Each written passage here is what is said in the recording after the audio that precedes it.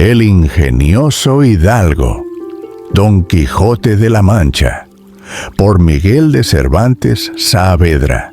Capítulos del 41 al 44. Capítulo 41. Donde se prosiguen los sucesos de la venta, se afianzan promesas y se ordenan los caminos de los personajes. La venta amaneció con un aire distinto, como si las paredes mismas hubieran sido testigo de algo que merecía respeto.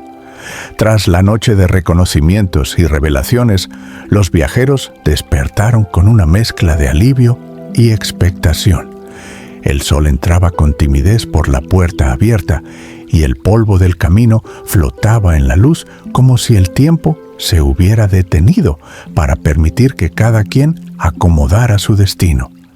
El oidor, ya con semblante más sereno, se reunió con el cautivo, ahora reconocido como su hermano.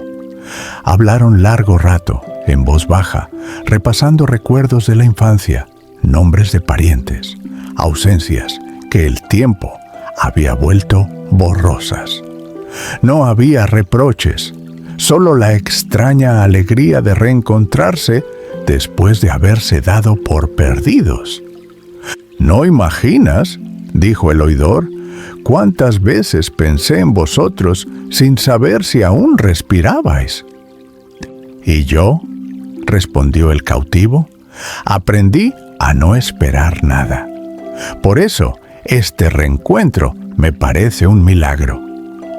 El oidor confirmó su propósito de partir pronto hacia la Nueva España, pero antes de hacerlo, dejó claras sus promesas. Ayudaría a su hermano a establecerse con dignidad. Velaría por María, Zoraida, como si fuera de su propia sangre, y, en la medida de sus fuerzas, repararía los años de separación con hechos, no solo con palabras. María escuchaba con respeto y gratitud. Aún le costaba expresarse con soltura en la lengua cristiana, pero sus gestos hablaban por ella. Una inclinación de cabeza, una mirada firme, la serenidad de quien ha elegido su camino con dolor y convicción. Mientras tanto, Dorotea y Cardenio conversaban aparte. La revelación del oidor les había devuelto la esperanza. Si el mundo podía recomponer familias rotas, quizá también podía enderezar promesas traicionadas.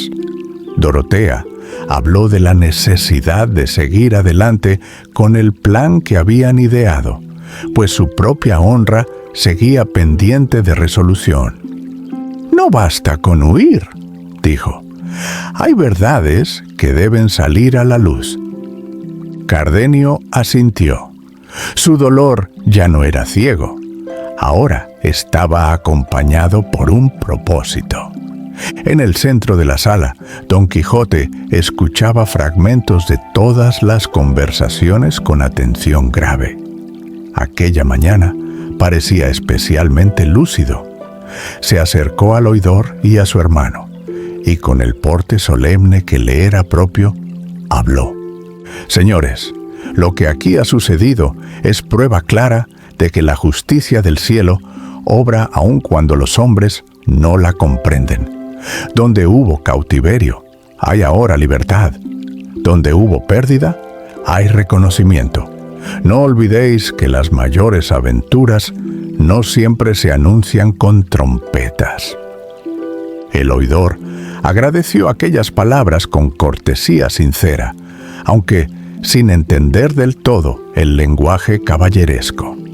Sancho, a un lado, murmuró: «Yo con que no haya más cueros de vino ni galeotes, me doy por bien servido». Llegó el momento de ordenar la partida. El oidor y su hija debían continuar su viaje. El cautivo y María los acompañarían por un trecho. Dorotea y Cardenio seguirían con el cura y el barbero. Y Don Quijote, fiel a su misión imaginada, se disponía a continuar escoltando a la princesa Micomicona hasta la supuesta restitución de su reino. Antes de separarse, el oidor tomó la mano de su hermano. Nada de lo perdido volverá tal como fue, dijo, pero lo que queda puede ser suficiente si se vive con verdad. María se despidió de Dorotea con un abrazo contenido. Había entre ellas un reconocimiento silencioso. Ambas habían desafiado mundos que las querían sumisas. El ventero, testigo de tantas historias, observaba con asombro. «Jamás pensé», dijo, «que esta venta vería pasar más destinos que un palacio». Cuando todo estuvo listo, los viajeros se reunieron a la puerta. Don Quijote montó a Rocinante con dignidad renovada. Sancho acomodó sus alforjas, atento a no olvidar nada comestible. El cura y el barbero intercambiaron miradas cómplices, sabiendo que aún quedaban pruebas por delante. «Adelante», dijo Don Quijote, «que el camino nos lleve donde deba».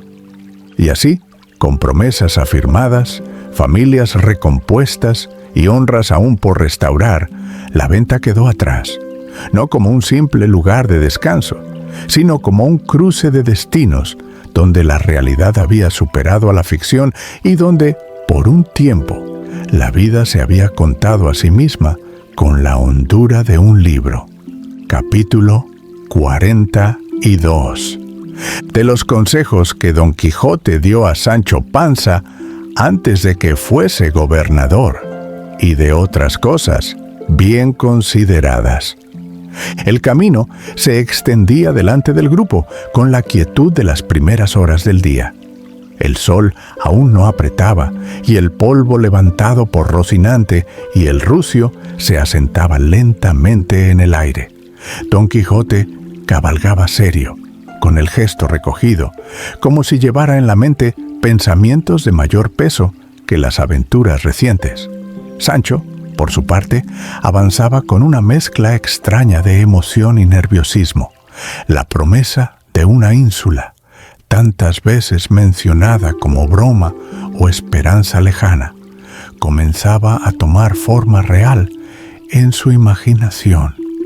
Fue entonces cuando Don Quijote mandó a Sancho acercarse. «Sancho, amigo», dijo con voz grave, «si el destino cumple lo que ha prometido y llegas a gobernar una ínsula, conviene que antes escuches algunos consejos, no como de amo a criado, sino como de quien desea verte honrado y bien quisto». Sancho se irguió sobre el rucio, tragó saliva y respondió: «Diga vuestra merced lo que quiera, que yo lo guardaré como oro, o al menos lo intentaré». Don Quijote sonrió apenas. «Lo primero que has de tener», comenzó, «es temor de Dios, porque en ese temor está la raíz de toda buena justicia. El gobernador que olvida a Dios, pronto se olvida de los hombres». Sancho asintió con solemnidad exagerada. «Eso sí lo entiendo, señor». «En segundo lugar», prosiguió, «conócete a ti mismo. No te engrías por el cargo, ni te avergüences de tu origen. Más vale un gobernante humilde que uno soberbio de noble cuna. Recuerda siempre de dónde vienes, porque eso te impedirá despreciar a quienes gobiernes». Sancho se tocó el pecho. «De Porquerizas y Asadón vengo. Eso no se me olvida fácil». Don Quijote continuó, ahora con tono más didáctico: «Si hubieres de juzgar pleitos, atiende más a la intención que a la apariencia. No te dejes cegar por lágrimas fingidas ni por palabras engalanadas. A veces, el que menos clama es el más justo». «Eso será difícil», dijo Sancho, «porque todos claman cuando les pisan la bolsa». «Por eso», respondió Don Quijote, «debes ejercitar la paciencia. Escucha a todos, pero no creas a todos. Y cuando la justicia esté en duda, inclínate a la misericordia, que siempre es mejor errar por compasión que por crueldad». Avanzaron unos pasos en silencio. El canto lejano de un ave cruzó el campo. En cuanto a tu trato personal, añadió Don Quijote, sé moderado en el comer y en el beber. Un vientre desordenado nubla el juicio. No hagas de la mesa un trono, ni del banquete una costumbre diaria. Sancho frunció el ceño. Ahí sí que me va a costar, señor. Gobernar, replicó Don Quijote, es saber decirse no a uno mismo, antes que a los demás. Luego habló de la vestimenta, aconsejándole no adornarse con lujos excesivos ni despreciar la limpieza. Le habló del lenguaje, de no usar palabras bajas ni afectación falsa. Le explicó que el respeto se gana con firmeza tranquila, no con gritos. Y si alguna vez te sientes tentado por el soborno, dijo, recuerda que el dinero mal ganado pesa más que una cadena. Más vale dormir con la conciencia limpia que despertar rico y perseguido por tu propia culpa. Sancho escuchaba en silencio, sorprendido por la claridad y sensatez de su amo. A ratos olvidaba que aquel hombre había peleado con molinos y cueros de vino. Finalmente, concluyó Don Quijote, trata bien a los pobres, no porque sean pobres, sino porque son personas. El poder sin humanidad es solo violencia disfrazada. Sancho respiró hondo. Señor, dijo, nunca pensé que gobernar fuera cosa tan seria. Yo creí que era mandar y comer bien. Don Quijote lo miró con afecto. Si haces todo esto, Sancho, aunque pierdas la ínsula, ganarás honra, y eso vale más que cualquier gobierno. En ese momento se acercaron el cura y el barbero, que habían escuchado parte de la conversación. Se miraron entre sí, sorprendidos. Si todos los gobernantes hablaran así, dijo el cura en voz baja, otro sería el mundo. Sancho, algo abrumado, pero también orgulloso, murmuró, haré lo que pueda y lo que no, que Dios me ayude. Don Quijote espoleó suavemente a Rocinante. Eso basta, amigo, dijo. Ningún hombre gobierna bien sin ayuda del cielo. Y así continuaron su camino, con consejos sembrados, ilusiones en marcha y la certeza de que, aún en la locura, Don Quijote era capaz de pronunciar verdades que muchos cuerdos jamás se atrevían a decir. Capítulo 43, donde se continúa la historia y se dispone el modo con que han de volver a llevar a Don Quijote a su aldea. El camino avanzaba lentamente, pero en los ánimos de algunos comenzaba a gestarse una resolución firme. El cura y el barbero, aunque habían acompañado a Don Quijote con paciencia y afecto, sabían que la aventura de la princesa Micomicona no podía prolongarse indefinidamente. El hidalgo seguía entregado a su mundo de gestas, y cuanto más tiempo permaneciera en él, más difícil sería devolverlo a la quietud de su casa. Mientras cabalgaban, intercambiaron miradas cargadas de intención. Había llegado el momento de actuar con mayor determinación. El cura habló primero, en voz baja, para que Don Quijote no escuchara. No podemos seguir sosteniendo esta ficción por siempre. Cada jornada lo afianza más en su papel de caballero elegido por el destino. El barbero asintió. Y sin embargo, dijo, si lo contradicimos abiertamente, lo perderemos. Hay que sacarlo del engaño sin que sienta que lo traicionamos. Sancho, que iba cerca, alcanzó a oír parte de la conversación. Si es para llevarlo a su casa, dijo, cuenten conmigo.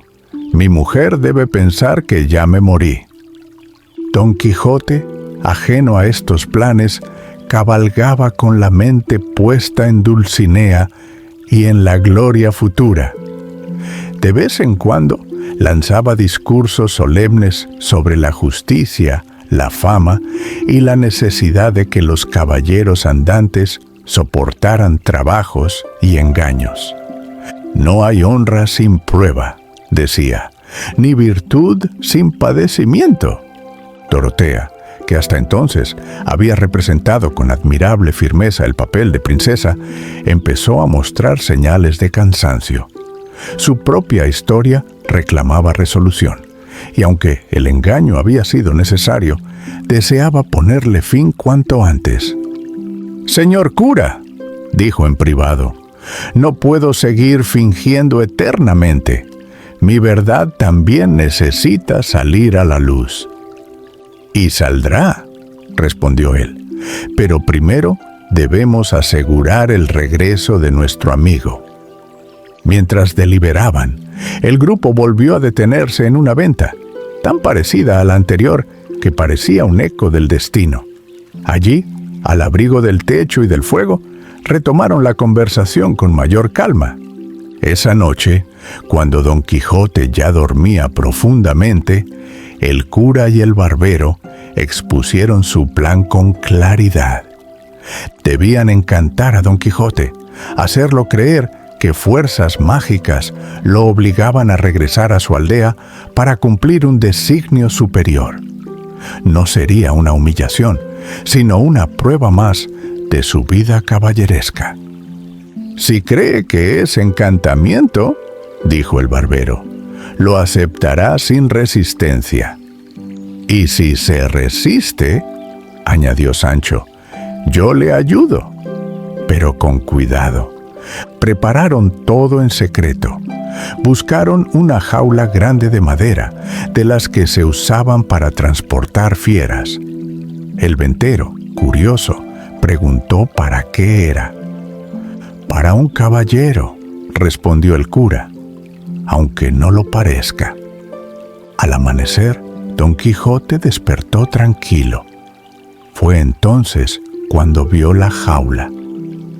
«¿Qué significa esto?», preguntó con el ceño fruncido. El cura tomó la palabra con solemnidad estudiada. «Señor Don Quijote», dijo, «sabed que esta noche, mientras dormíais, aparecieron sabios encantadores. Nos dijeron que, para cumplir vuestro destino, debíais ser llevado por un tiempo bajo encantamiento, sin armas ni libertad de movimiento, hasta que se cumpla una profecía». Don Quijote quedó inmóvil. «¿Encantadores?», repitió. «Así es», continuó el barbero, «y ordenaron que no os resistierais, pues hacerlo sería ir contra el curso del honor». Don Quijote cerró los ojos un momento, respiró hondo. Su rostro mostró lucha interna, pero finalmente habló. «Si es voluntad de los sabios», dijo, «no seré yo quien la contradiga, mas han sufrido otros caballeros en silencio». Sancho, conmovido y un poco avergonzado, murmuró: «Perdóneme, señor». «No hay nada que perdonar», respondió Don Quijote. «Los encantamientos no manchan la honra». Con sumo cuidado, lo ayudaron a entrar en la jaula. Don Quijote lo hizo con dignidad, sin quejarse, creyendo de verdad que aquello formaba parte de su historia gloriosa. «Solo os pido una cosa», dijo desde dentro, «que aviséis a Dulcinea de mi cautiverio». Sancho asintió con fuerza, aunque sabía que esa promesa sería imposible de cumplir. Cuando la jaula fue asegurada sobre una carreta, el grupo emprendió la marcha. Don Quijote viajaba en silencio, reflexivo, convencido de estar bajo hechizo. Sancho caminaba a su lado, hablándole para darle ánimo. «No se preocupe, señor», decía, «de todas se sale». Don Quijote respondió con calma: «Los caballeros no temen a las prisiones cuando su causa es justa». Y así, entre engaño piadoso y lealtad sincera, comenzó el regreso definitivo de Don Quijote a su aldea, no como un hombre vencido, sino como un caballero que creía atravesar una prueba más impuesta por fuerzas superiores. Capítulo 44. De cómo Don Quijote fue llevado encantado en una jaula, y de los discursos y encuentros que tuvo en el camino. La carreta avanzaba lentamente por el camino polvoriento. Sobre ella, firmemente sujeta, iba la jaula de madera en cuyo interior viajaba Don Quijote, sentado con la espalda erguida y el semblante sereno, como si aquel encierro no fuera deshonra, sino prueba inevitable del destino. El sol caía a plomo, y el crujir de la madera se mezclaba con el traqueteo de las ruedas. Sancho caminaba junto a la jaula, vigilante y preocupado. De cuando en cuando se acercaba para hablarle a su amo, más por aliviar su propia culpa que por necesidad del caballero. «Señor», decía, «¿no quiere un poco de agua?». «Agradezco tu cuidado, Sancho», respondía Don Quijote, «pero recuerda que los encantamientos moderan las necesidades del cuerpo. Si padezco sed, será por mayor gloria». El cura y el barbero seguían la carreta, atentos a cualquier señal de sospecha. Dorotea y Cardenio, ya más liberados del engaño de la princesa, caminaban algo apartados, reflexionando sobre cómo y cuándo revelar sus propias verdades. El grupo, aunque unido por el camino, avanzaba con pensamientos distintos. No tardaron en encontrarse con unos hombres del campo que, al ver la jaula, se detuvieron con curiosidad. «¿Qué animal llevan ahí?», preguntó uno. Don Quijote, sin esperar respuesta ajena, habló desde dentro con voz clara: «No soy fiera, sino caballero andante, encantado por artes de sabios para mayor prueba de mi constancia». Los campesinos se miraron entre sí, incrédulos. Uno de ellos rió, otro se santiguó. «Parece hombre cuerdo», dijo uno, «aunque la cosa no lo sea». El cura intervino con rapidez, explicando que se trataba de un caballero víctima de hechizos y que convenía no contrariarlo. Los hombres, entre burlas y respeto supersticioso, dejaron pasar la carreta. Más adelante, el grupo se topó con un canónigo, hombre instruido y prudente, que observó la escena con atención crítica. Se acercó al cura y al barbero, y tras escuchar la explicación, pidió hablar directamente con el prisionero. «Señor», dijo al dirigirse a Don Quijote, «¿creéis de verdad que estáis encantado?». Don Quijote lo miró con calma. «No lo creo», respondió. «Lo sé, porque he leído de muchos caballeros que, sin culpa, padecieron encantamientos semejantes». El canónigo intentó razonar con él, hablándole de la falsedad de los libros de caballerías, de cómo engañan a los lectores y los apartan de la verdad. Don Quijote escuchó con atención, sin ira, pero con firmeza. «No niego», dijo, «que haya libros malos, pero también los hay buenos. Y si algunos mienten, no por eso se ha de negar la caballería, pues ella es ejercicio de virtud, defensa de los débiles y castigo de los soberbios». El canónigo quedó sorprendido por la lucidez parcial del hidalgo. «Tenéis entendimiento», dijo, «pero lo tenéis desviado». «Como muchos cuerdos», replicó Don Quijote, «que ven claro en lo pequeño y ciegos en lo grande». La conversación continuó largo rato. El canónigo hablaba de literatura, de verosimilitud, de la necesidad de que las historias respetaran la razón. Don Quijote defendía la imaginación como alimento del espíritu y sostenía que la honra no se mide solo por lo que existe, sino por lo que se persigue. Sancho, que escuchaba a medias, intervino. Yo no sé de libros, pero sí sé que mi amo nunca ha hecho mal a nadie queriendo hacerlo. El canónigo asintió conmovido. Cuando retomaron el camino, el calor apretaba más fuerte. Don Quijote comenzaba a mostrar señales de cansancio, pero no se quejaba. En un momento de silencio, habló con voz reflexiva. Sancho, ¿crees tú que los hombres me ven como soy o como dicen los encantadores? Sancho dudó. Yo lo veo como siempre, señor, con o sin jaula. Don Quijote sonrió levemente. Eso basta. Al caer la tarde, se detuvieron para descansar. La jaula fue bajada con cuidado. Don Quijote permaneció en silencio, mirando el cielo que se teñía de rojo. Parecía pensar no en su encierro, sino en el largo camino recorrido desde que salió por primera vez de su aldea. El cura, al verlo así, sintió un pinchazo de culpa. Quizá, pensó, esta prisión piadosa es más dura de lo que parece. Pero el plan debía continuar. Y así terminó aquel día. Un caballero encerrado por amor, un escudero fiel, unos amigos que engañaban por compasión y un camino que seguía llevándolos, paso a paso, hacia el regreso definitivo.